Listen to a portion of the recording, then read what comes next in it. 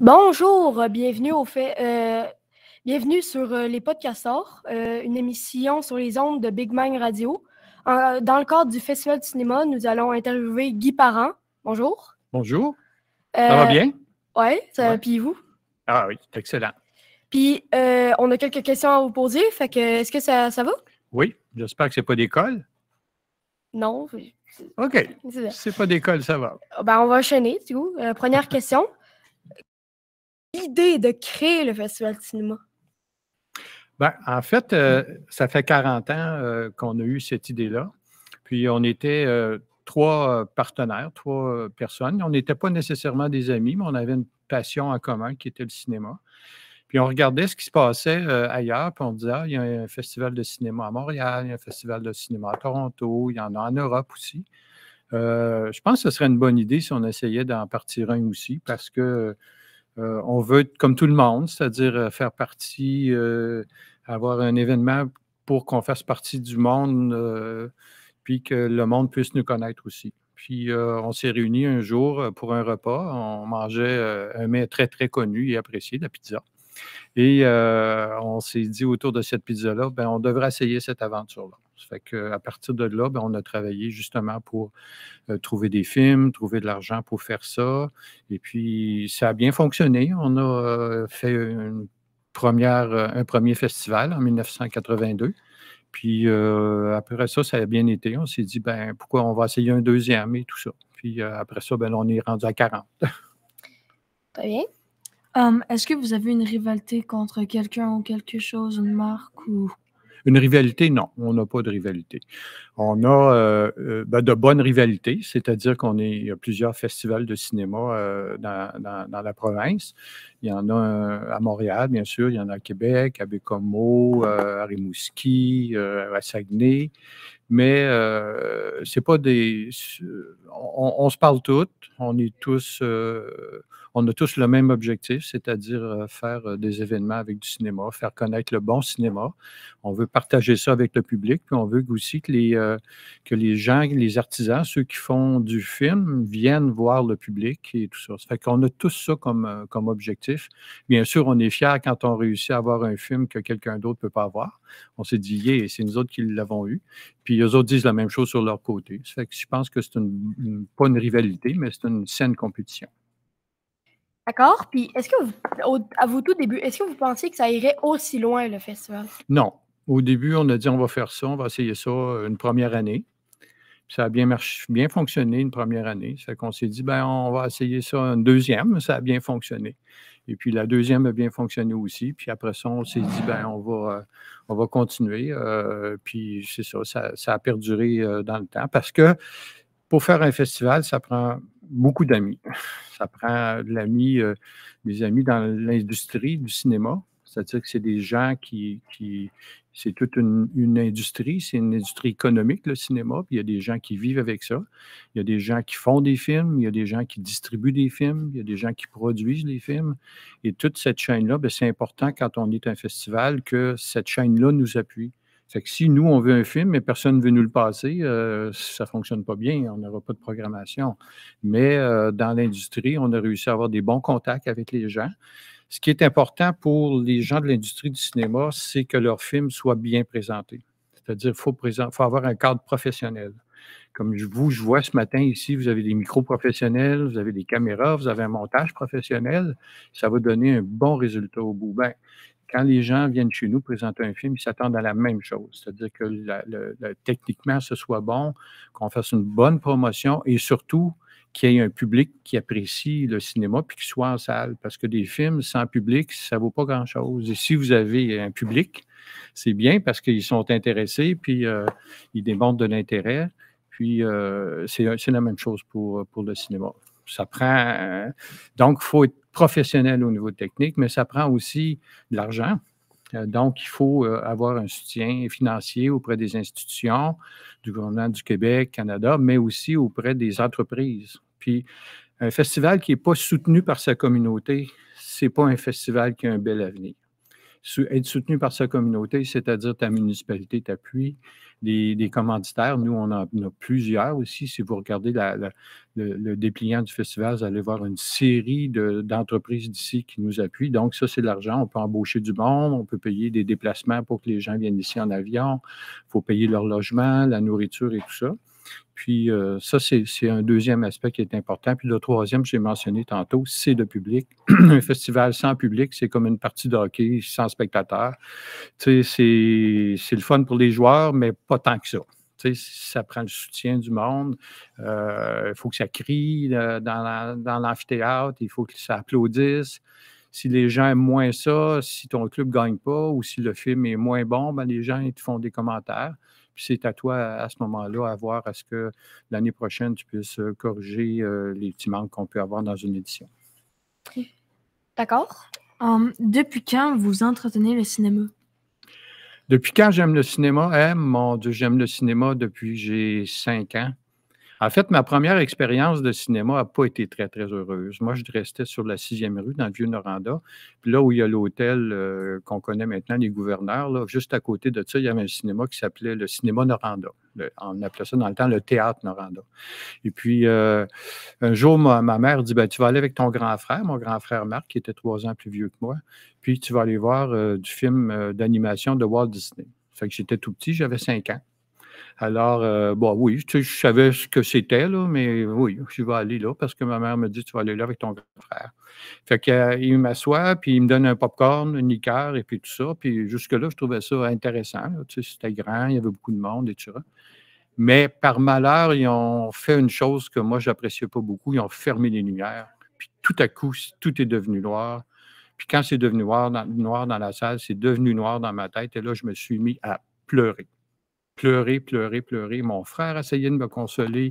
Le propriétaire du cinéma est venu essayer de me consoler, mais il n'y avait rien à faire. Ça fait que mon frère est obligé de me ramener chez moi, qu'on était quand même juste à 2 minutes. Et là, ma mère était vraiment pas contente. Vraiment pas contente. Je pense qu'elle voulait avoir l'après-midi à elle. Et moi, je reviens. Tu sais, ben, ça. Mais après ça, ça s'est quand même bien passé. Alors, je n'arrêtais pas de regarder du cinéma à la télévision, à Radio-Canada, à 11 h le soir. Il y avait du cinéma européen, alors du cinéma de la France, de l'Allemagne, de l'Italie.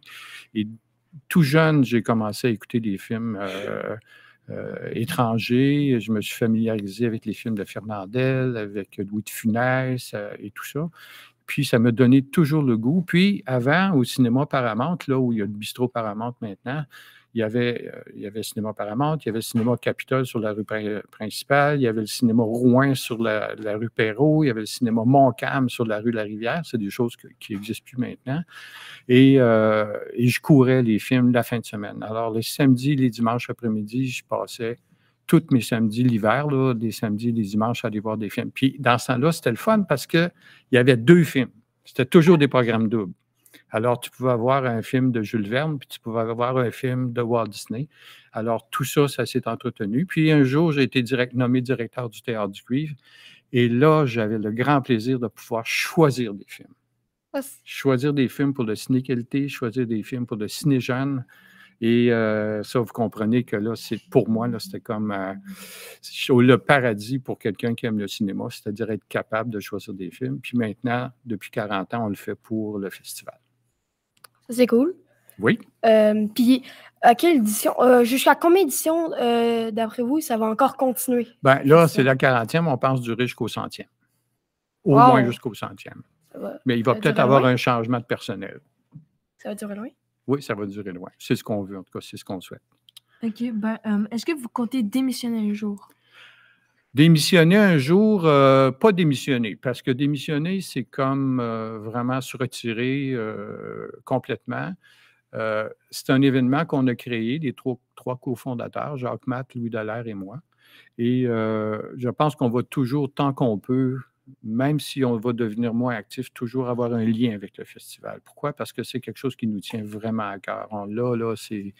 Tu sais, quand tu dis que tu as quelque chose à cœur, là, quand tu crées quelque chose comme ça, tu dis, je veux vraiment là, suivre et tout ça. Ça fait que si un jour on devient moins actif dans l'organisation comme telle, on va toujours vouloir avoir quand même un certain lien là, avec le festival. Un lien affectif, en tout cas.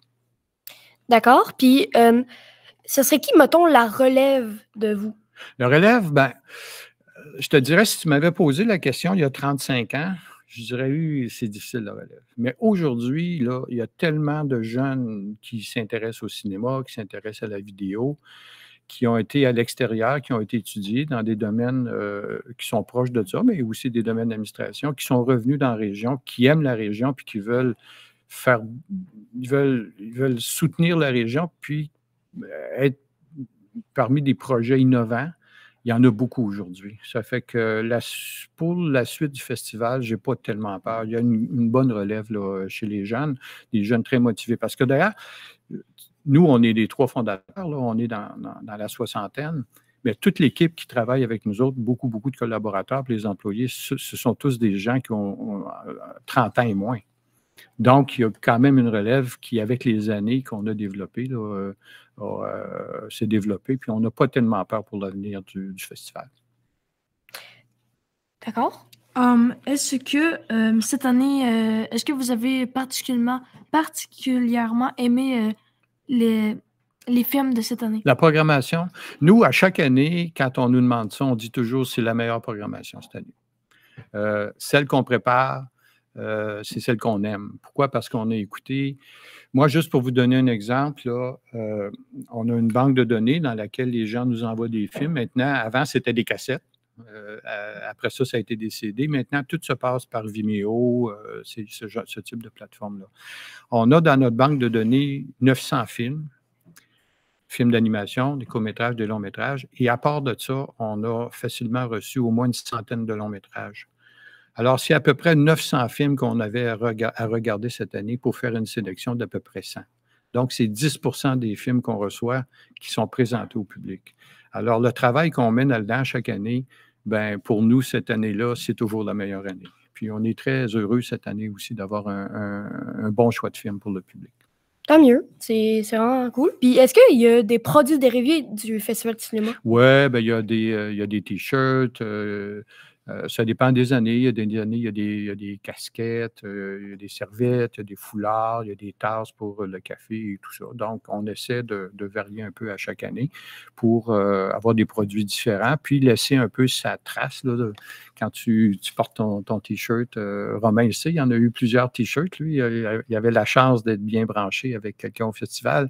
Donc, il y a eu plusieurs T-shirts du festival. Puis, ce que ça fait, c'est que durant toute l'année, ben, les gens voient le logo du festival, l'année et tout ça. Puis, c'est ça. C'est bien qu'on ait des produits dérivés. D'ailleurs, vous voyez, hein, le Canadien de Montréal, il y en a des produits dérivés. Si vous allez dans la boutique, là, ils coûtent plus cher que les notes, par contre. C'est vraiment très vrai. Ah oui, c'est très vrai. Ça, je peux vous l'assurer. Puis, est-ce que c'est vous qui stylisez vos images? Ben, vos affiches? Ben, nos affiches, c'est qu'à chaque année, on essaie d'avoir quelqu'un qui va nous inspirer pour le festival en question. Il y a Frank Paulson qui nous a inspirés pendant 3 années. On avait décidé de travailler 3 années avec lui. Alors, il y a des posters, là, vous avez vu l'orignal, vous avez vu l'outarde. L'année passée, c'était l'ours, avec la maman ours avec son petit bébé dans le ventre. Et pourquoi? Parce que c'est très joli, c'est très coloré. Puis en même temps, c'était un lien qu'on faisait envers la communauté Anishinaabe qui apportait beaucoup à l'art. Puis il y a des grands artistes Anishinaabe et Frank Paulson en est un. C'est vraiment un bon illustrateur. Puis quand cette image-là est choisie, cette année, c'est une image de Gilles Carle, parce que Gilles Carle faisait des films, mais il faisait aussi des illustrations, des dessins, de la peinture. Puis lui, il avait fait justement cette image-là de lui-même, un autoportrait avec des cravates qui sortent, l'inspiration qui sort du cerveau, puis il avait marqué « Moi à mon plus beau ». Puis on s'est dit, nous, à notre 40e, tiens, pourquoi pas choisir? C'est nous à notre plus beau, puis on a fait une affiche. Alors, à partir de l'image qu'on choisit, là, il y a une graphiste qui rentre en action. C'est-à-dire, c'est des gens qui sont spécialisés pour faire des affiches, pour bien rendre le produit, choisir les bonnes couleurs, les bonnes dimensions, mettre nos commanditaires en valeur dans le bas de l'affiche. Choisir des couleurs, c'est très important parce que quand tu mets une affiche à quelque part, tu veux qu'elle ressorte par rapport au dossier, à l'endroit où tu l'as mis. Puis, nous, on affiche beaucoup à Montréal aussi, à Québec, à Gatineau. Alors, on veut que cette image-là soit une belle représentation de l'événement. On veut que ce soit de qualité, on veut que ce soit professionnel. Le mot professionnel, ça revient souvent chez nous. Pourquoi? Parce qu'on n'est pas juste chez nous, dans notre quartier. Nos affiches puis notre image circulent partout dans le monde, sur notre site web et tout ça. Donc, c'est important que quand les gens voient ça, ils disent « Oh, ça, c'est beau ». C'est comme ça que ça fonctionne. Ouais, d'accord. Puis, à quelle édition ça a commencé à être connu, le Festival de cinéma? Première édition. Première édition parce qu'on a eu la chance à la première édition d'aller deux choses. Premièrement, on avait à notre programmation le long-métrage Fitzcarraldo, qui est un film réalisé par un réalisateur allemand qui s'appelle Werner Herzog. Et ce film-là, on a eu la première nord-américaine. C'est-à-dire dans tout le Canada et les États-Unis, c'est nous qui avons présenté ça, le film, le premier. Et si vous regardez dans les dictionnaires de cinéma, le film Fitzcarraldo est classé chef-d'œuvre. Alors, c'était vraiment un film qui était attendu. Et on a réussi à avoir ce film-là là, en première mondiale. Alors, les journalistes et les gens de l'industrie du cinéma disaient « Oh mon Dieu, à Rouyn-Noranda, un festival à 600 km au nord de Montréal, qui a la première nord-américaine de Fitzcarraldo. Wow, premièrement, c'est un grand coup qu'ils ont fait. Puis deuxièmement, on veut voir le film. Parce que s'il est présenté là en première nord-américaine, on veut être les premiers journalistes aussi à le voir. Donc, ça a été vraiment un bon coup. Et deuxièmement, pour attirer encore plus les journalistes et les gens de l'industrie du cinéma, il y avait à cette époque-là le développement de la baie James. Alors, la baie James, aujourd'hui, on le sait, c'est là depuis très longtemps. Ça nous fournit l'électricité, une grande portion de la province, puis il y en a qui est exporté aussi. Et on a réussi à avoir un avion de la Société de développement de la baie James pour le dimanche matin, amener 48 personnes des invités à la baie James, voir le grand réservoir en construction de la baie James. Puis comme c'était, on appelait ça à l'époque le projet du siècle, parce que c'était les plus grands barrages au monde, bien, tout le monde disait, on va voir la première nord-américaine du film, Fitzcarraldo, et en plus, on va aller voir le plus grand projet hydroélectrique au monde, la baie James. Alors, vous comprenez que là, on avait vraiment ce qu'on appelle la carotte là, pour attirer. Là, on avait vraiment mis le paquet à la première édition. Alors, dès la première édition, pour répondre à ta question, on s'est fait connaître, puis on s'est fait connaître très positivement. Tant mieux, c'est vrai. Là. Puis, en moyenne, dans une édition, là, il y a combien de personnes qui viennent? Bien, quand on regarde toutes les activités, les expositions, est-ce qu'il y en a qui sont déjà venus au volet scolaire, au Théâtre du Cuivre? J'imagine que oui, hein, plusieurs. Et tout ça, quand on met ça ensemble, là, c'est 20 000 personnes qui assistent soit à des volets jeunesse, soit au Théâtre du Cuivre, à l'espace court, au Petit Théâtre du Vieux-Noranda et les différentes expositions, parce que vous savez aussi, on va dans les résidences pour personnes âgées. Le programme s'appelle « On va aux vues ». Alors, on apporte des films, on réunit des gens, on apporte du popcorn. Donc, les personnes âgées qui vont voir le film peuvent manger du popcorn et tout ça. Donc, c'est 20 000 personnes à peu près qui assistent là, à toutes les activités qu'on a. Wow, c'est... 20 000 personnes, là. Ouais, vous savez, Rouyn-Noranda, il y a 40 000 personnes à peu près. Ce n'est pas 20 000 personnes différentes nécessairement, parce qu'une personne peut voir plusieurs films, mais c'est quand même presque la moitié de la population de Rouyn-Noranda en termes de comptabilité là, qui viennent. On est très heureux, ça marche vraiment bien. Au Théâtre du Cuivre, là, c'est à peu près 85 % du taux d'occupation des sièges, de 724 sièges. C'est différent depuis la COVID. L'année passée, on avait juste 180 sièges. Cette année, on en a 550, mais c'est quand même... notre taux de participation dans tous les festivals de la province, là, c'est nous qui sommes les plus élevés. On est les plus hauts et on est bien, bien fiers de ça. Bravo, c'est vraiment, merci. Spectaculaire. Puis, est-ce que vous aimez ça, être là, ou vous trouvez ça un peu redondant? Non. Pourquoi? Parce qu'à chaque année, on a une programmation différente. À chaque année, on a des invités différents. On a eu beaucoup d'invités qui sont venus chez nous en fin de semaine. Puis, en fait, je ne me tanne pas. Je ne me tanne jamais, jamais, jamais d'être là. Je suis là beaucoup là, durant les 6 jours du festival au Théâtre du Cuivre. Mais pour nous, la programmation, on commence à visionner des films au mois d'avril, puis on finit à la mi-septembre. Tant que la programmation n'est pas terminée. Ça fait que je passe beaucoup, beaucoup, beaucoup d'heures là, pour voir des centaines de films pour pouvoir faire de la sélection. Ça fait que je ne suis pas tanné et je pense que je ne serai jamais tanné. D'accord. Est-ce que c'est déjà arrivé qu'il y ait une seule personne qui vous a montré plusieurs films? Dans la même édition, dans le même festival, oui, c'est déjà arrivé. Je ne peux pas te le nommer, là, mais c'est déjà arrivé où une personne avait 2 films, ou des comédiens, des comédiennes qui jouaient dans 2 films. Ça, c'est déjà arrivé aussi. Comme Benoît Brière, cette année, il joue dans 2 films. Il y a un film qu'on a présenté hier, lui, il a réalisé le film, mais il joue dedans aussi. Puis, vers la fin du festival, il va jouer dans un autre film. Fait que oui, c'est arrivé plusieurs fois où il y a des comédiens, des comédiennes donc, qui ont joué dans plus qu'un film dans le même festival. C'est étonnant. Puis, est-ce qu'il y a déjà eu des gros problèmes, genre? Des gros problèmes, oui. L'année passée, on a rencontré un gros problème. C'est celui que tout le monde souhaite ne jamais avoir, c'est-à-dire une panne d'électricité. Si on avait des projecteurs de cinéma à manivelle, comme dans le temps, ou à pétrole, ou on sait ça pour aller, mais tout marche à l'électricité. Alors, je ne sais pas si vous vous souvenez, l'année passée, il y a eu une période de verglas au mois d'octobre où il y a une grande partie de la ville qui a été privée d'électricité un lundi soir. Alors, nous, un lundi soir, on est là, le film se projette, mais on savait qu'il pouvait avoir des problèmes. Alors, ce qu'on a fait, c'est qu'on a prévenu le public. Ça se peut que la panne de verglas arrive durant le film. Et effectivement, juste avant le film, La fine fleur qu'on présentait, paf, l'électricité coupe. Puis, ça a été trop long, on ne pouvait pas. Donc, les gens sont repartis chez eux. Ça fait que ça, là, c'est le plus gros problème. L'autre problème, c'est des invités qui ne peuvent pas retourner par avion justement à cause des éléments de température. Souvent, c'est les tempêtes de neige, le verglas. Alors, les invités sont obligés de rester un soir de plus ici, puis restent avec nous autres. Nous autres, ça ne nous déplaît pas, mais eux autres, ils ont des affaires à faire le lundi matin. C'est pas très agréable pour eux. Je comprends.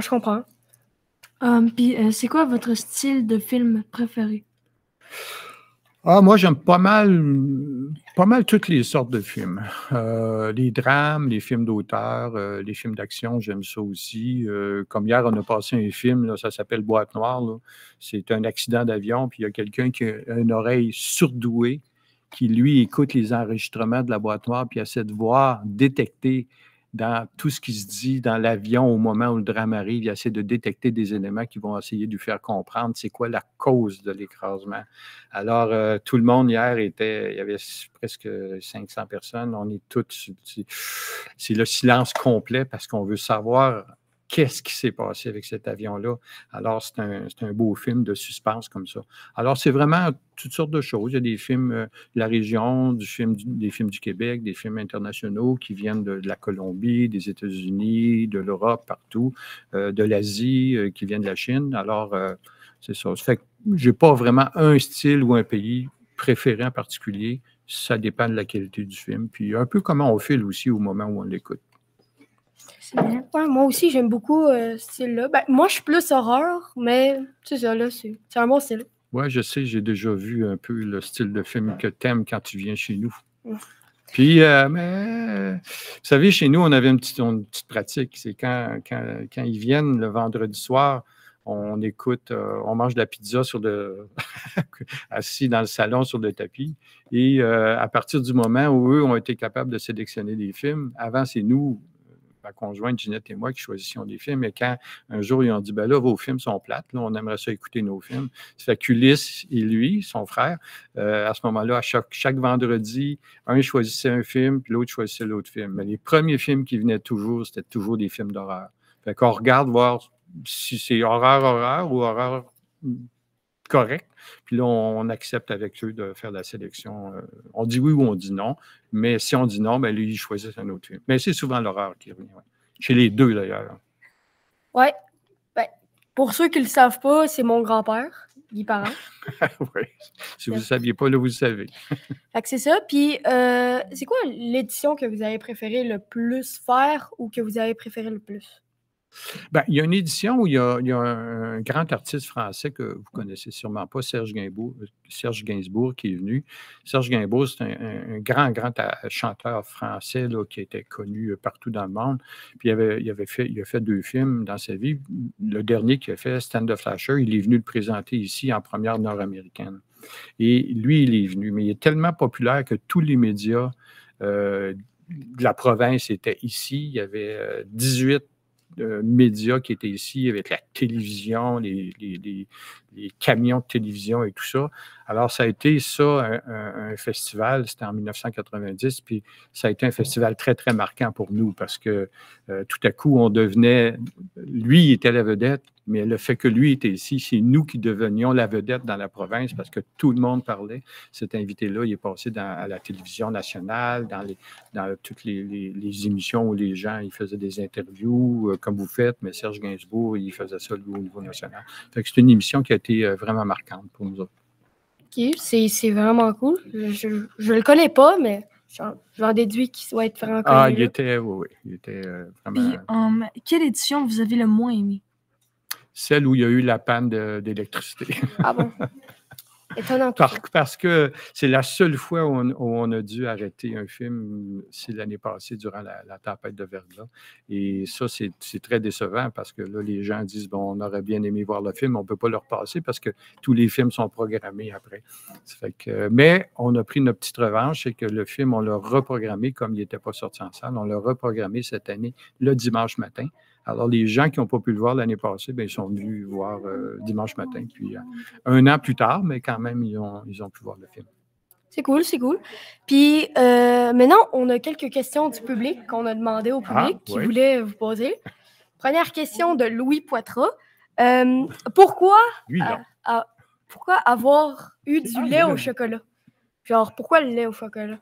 Pourquoi le lait au chocolat? Parce qu'on a demandé aux élèves, préférez-vous du lait blanc ou du lait au chocolat? Et qu'est-ce qu'on nous a répondu? Du lait au chocolat! Et voilà, tu as ta réponse. Wow, c'est étonnant tout ça. Puis, de Lindsay, comment vous vous préparez avant ou après les éditions? Ah, bon, on se prépare. En fait, c'est un travail durant toute l'année. On fait beaucoup de demandes de subventions, on rencontre les entreprises pour qu'ils puissent reconduire les ententes pour trouver de l'argent. On essaie de trouver des nouvelles entreprises aussi. Après ça, on va dans des festivals pour faire de la sélection de films. Alors, comme moi, je vais au Festival de Cannes à chaque année depuis 1980. Depuis 83, à peu près 84. Et ça fait que ça, aller au Festival de Cannes, c'est le plus grand festival de cinéma au monde. Alors, c'est comme si ceux qui ils font du gaming, ils allaient au Japon dans le plus grand festival de gaming au monde. Tu sais, c'est quelque chose, là. Mais le Festival de Cannes, c'est ça que ça représente pour nous. Puis après ça, bien, on voit des films, on fait des appels à des compagnies partout dans le monde pour qu'ils nous envoient des films. On les voit, puis après ça, on fait de la sélection. Puis après ça, c'est toute l'organisation, c'est-à-dire faire des invitations aux médias, les invités, parce qu'on va avoir des invités. Parce qu'un festival sans invités, c'est pas un vrai festival. Il faut que le public voit sur la scène ceux qui font les films. C'est comme avoir une partie de hockey à la télévision, une partie de hockey en vrai. C'est bien mieux de les avoir en vrai. Bien, nous, les gens, ce qu'ils veulent, ils veulent voir les réalisateurs, les comédiens, les comédiennes en vrai sur la scène. Puis après ça, quand ils les rencontrent dans le foyer du Théâtre du Cuivre, bien, ils peuvent jaser avec eux autres. C'est ça. OK, cool. Une autre question du public de Charles. Comment fonctionnent les invitations? C'est qui, Charles? Lui? Allô, Charles. Comment fonctionnent les invitations? Bien, on regarde les films qu'on a, puis on dit, bien, il y a un réalisateur, il y a des comédiens, des comédiennes, ça fait qu'on les invite. On leur dit, par exemple, Benoît Brière, on lui a envoyé une invitation, puis aux comédiens et tout ça, puis la compagnie de distribution fait ses invitations. Puis là, à ce moment-là, on a des réponses. Des fois, ils disent non, moi, je ne peux pas, je suis occupé ailleurs. Mais ils nous donnent de ça. Ça fait que là, pour tous les films, surtout québécois, là, on fait des invitations à l'international aussi. Puis avec toutes les réponses qu'on a, négatives, positives, ben c'est ça qui constitue la liste des invités qu'on va avoir dans une année. Alors, ça? Puis de Rose, est-ce que vous pouvez nous raconter une anecdote drôle? C'est qui, Rose? Elle, là. Une anecdote drôle, ouais, j'en ai une. On passait un film de la production La Fête, c'est ceux qui ont fait La Guerre des Tucs et tout ça. Là. Je ne me souviens pas exactement quel film. On passait ça le dimanche matin pour la matinée jeunesse. Et puis, il y a eu un problème technique avec le film. Un problème parce que dans ce temps-là, c'était de la pellicule, le film. Puis là, il y a eu un problème avec ça. Mais là, le problème a duré longtemps. C'était le dimanche matin. Et là, il y a des parents qui venaient nous voir et disaient, oui, mais là, ça dure longtemps. Mais moi, après, mes enfants, il y en a qui jouent au hockey, il y en a qui ont du patinage artistique, il y en a qui ont de la gymnastique. Mais ils veulent voir le film. Qu'est-ce qu'on fait avec ça? Et puis là, il faut qu'ils mangent parce qu'ils ont déjeuné tôt. Fait que là, il y a eu une brillante idée, d'ailleurs, de Suzanne Chartier, qui est ta grande-tante. Et elle s'occupait des bénévoles. Et là, elle, ce qu'elle a dit, quand le film va recommencer, les gens vont finir, les gens devraient pouvoir manger tout de suite quand ils vont sortir, puis après ça, aller à leur activité. Mais là, il y avait 700 personnes dans la salle. Et là, l'idée, c'était de dire, bien, on va faire un party pizza. Alors, durant le film, quand le film est recommencé, on a appelé toutes les pizzerias de la ville, un dimanche matin, pour leur dire, bien, nous, ça nous prend de la pizza pour 700 personnes. Alors, les gens, toutes les pizzerias ont dit oui, on va faire ça correct et tout ça. Alors, il y avait un défilé de toutes les pizzerias qui livraient de la pizza en avant du Théâtre du Cuivre. Ils rentraient avec des boîtes de pizza complètes. Et là, ça a tout été étalé sur des tables. Puis quand les gens sont sortis de la salle, on leur a dit, bien, il y a de la pizza qui vous attend dehors, il y a un gros party pizza. Alors, dans le foyer, là, tout le monde est sorti. Puis là, il y avait les gens étaient assis partout par terre, dans les escaliers et tout ça. Puis ils mangeaient de la pizza. Finalement, ce qui était un problème au début est devenu comme une grande fête à la fin. Puis tout le monde a pu assister à ces activités, participer à ces activités dans le temps. C'était une belle façon de prendre un problème puis d'en faire... de trouver une solution puis d'en faire quelque chose, dans le fond, qui a été super plaisant puis super original aussi. Oui, j'avoue, j'aurais vraiment aimé ça être là. Oui, parce qu'il y a des gens qui rentraient pour voir l'autre film d'après-midi, mais là, on faisait attendre parce qu'on était en retard. Là, les gens voyaient tout le monde sortir manger de la pizza, puis ils disaient, ben nous, on rentre, mais on aimerait ça d'avoir aussi de la pizza. Parce que vous imaginez comment ça pouvait sentir bon, hein? Ah ouais, c'est ça. Mais désolé, vous n'étiez pas là ce matin, vous n'aurez pas de pizza. Vous me donnez faim. Une autre question de Alex. Qui sont les deux? C'est qui, Alex? Alex, il n'est pas dans la classe. Ah, OK. De Alex, c'est qui pour vous, les deux autres fondateurs? Est-ce que c'est des amis? Est-ce que c'est des personnes proches de vous? Ou Ben, en fait, quand on a débuté ça, on était des collaborateurs, mais on n'était pas des amis. Parce qu'on avait chacun nos propres amis, on faisait des choses différentes. Aussi, on ne travaillait pas dans les mêmes secteurs. Mais avec le temps, à force d'organiser, on est devenus des amis, bien sûr, parce qu'à force de collaborer comme ça, avec le temps, on est devenus des amis. Mais à l'origine, ce n'était pas nécessairement des liens d'amitié qui nous liaient, mais c'était surtout le goût de faire quelque chose. Puis on avait chacun des talents, on avait chacun notre talent. Il y a quelqu'un qui était plus un développeur, quelqu'un qui voyait loin. Louis Dallaire, lui, c'est beaucoup plus la communication, puis moi, c'était beaucoup plus l'administration puis la logistique. Alors, c'est comme un peu dans un sport, tu as des gens qui jouent à l'avant, tu as des gens qui jouent à la défense, puis tu as un gardien de but, par exemple, au hockey ou au soccer. Alors, nous, c'est un peu ça. C'est-à-dire qu'il y a des gens qui ont une qualité pour faire quelque chose, puis on se complète comme ça. On fait une bonne équipe. Super cool. Puis de Coraline, comment votre carrière a évolué? Moi, ma carrière, mon Dieu, j'ai fini mes études à Ottawa. J'ai eu un bac en récréologie. Ensuite, je suis allé faire un voyage de 6 mois en Europe sur le pouce, qui ne se fait plus maintenant. Alors, j'ai voyagé en Europe, en Afrique du Nord. Puis quand je suis revenu, il y avait un poste d'ouvert pour la direction du Théâtre du Cuivre. Alors, j'ai appliqué pour la direction du Théâtre du Cuivre. J'ai eu le poste. J'avais 24 ans. Alors, je suis devenu directeur du Théâtre du Cuivre. Après ça, j'ai toujours travaillé pour la ville de Rouyn-Noranda. Toute ma vie, presque 40 ans, j'ai été à la ville de Rouyn-Noranda. Et après ça, j'ai gravi différents échelons, directeur des loisirs, directeur des services communautaires. Puis après la grande fusion de 2002, communautaire, services de proximité, c'est-à-dire je m'occupais de la ville, des loisirs, de la culture, de la communauté, tout ça, et de tous les villages autour qui ont fait partie du regroupement. Puis après ça, en 2016, après 40 ans, j'ai donné ma démission. Et j'ai pris ma retraite. Depuis ce temps-là, je voyage, j'écoute des films, je fais du ski de fond, je fais du camping, je fais du jardinage. C'est vraiment le fun. Puis si vous voulez savoir c'est quoi la retraite, parce qu'il y a quelqu'un qui m'a déjà demandé ça, comment on se sent en retraite? Qu'est-ce que c'est la retraite? J'ai dit la retraite, là, c'est tous les soirs que je me couche, c'est un vendredi soir. Puis tous les matins que je me lève, c'est un samedi matin.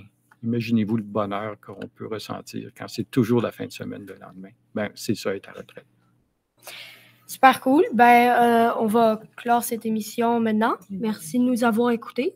Bonne fin de journée. C'était les podcasteurs dans le thème du Festival du cinéma. Sur les ondes de Big Bang Radio. Ben, merci beaucoup. C'est bien intéressant. J'adore ça. Vous avez reçu Samiane, je pense, hier. Puis vous recevez Marie-Ève Lacombe, je pense, demain, qui est une grande bénévole au festival, une jeune bénévole. Puis je trouve vraiment félicitations. C'est vraiment toute votre installation, c'est professionnel. Puis je vous félicite vraiment. C'est une belle initiative. Vous êtes très bon. Lâchez pas. Merci. Bonne journée. Merci, bonne journée.